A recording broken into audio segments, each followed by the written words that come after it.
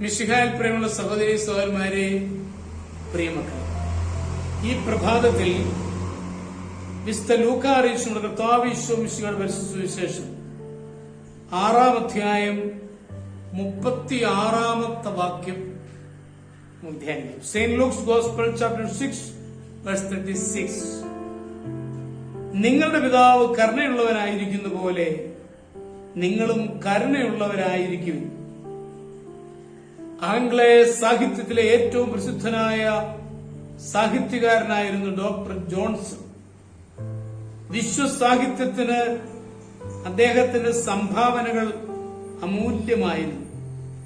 എന്നാൽ പ്രശസ്തിയുടെ കൊടുമുടികൾ കയറുമ്പോഴും ജോൺസൺ ഒരു പുസ്തകക്കടയുടെ മുന്നിൽ എല്ലാ ദിവസവും 1 മണിക്കൂർ നേരം ദുഃഖിതനായി നിൽക്കുന്നത് പലരുടെയും ശ്രദ്ധയിൽപ്പെട്ടിരുന്നു.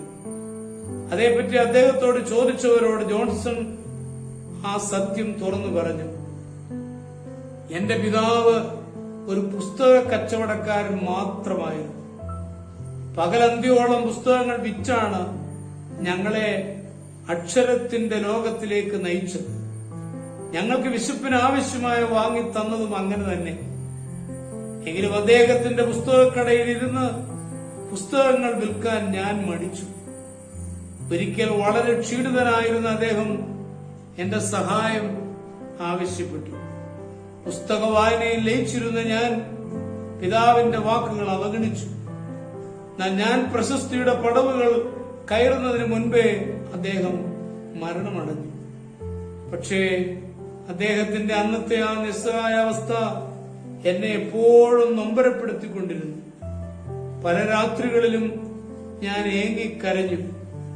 ഇപ്പോൾ അതിന് പരിഹാരമായി അപ്പന്റെ ഈ പുസ്തകക്കടയിൽ ദിനവും 1 മണിക്കൂർ നിന്ന് കണ്ണീരോടെ ഞാൻ അദ്ദേഹത്തിന് വേണ്ടി പ്രാർത്ഥിക്കുന്നു. കാലത്തിന്റെ ധൃഷ്ടകൾ സത്യമൊഴികെ എല്ലാത്തിനെയും കാർന്നു തിന്നും.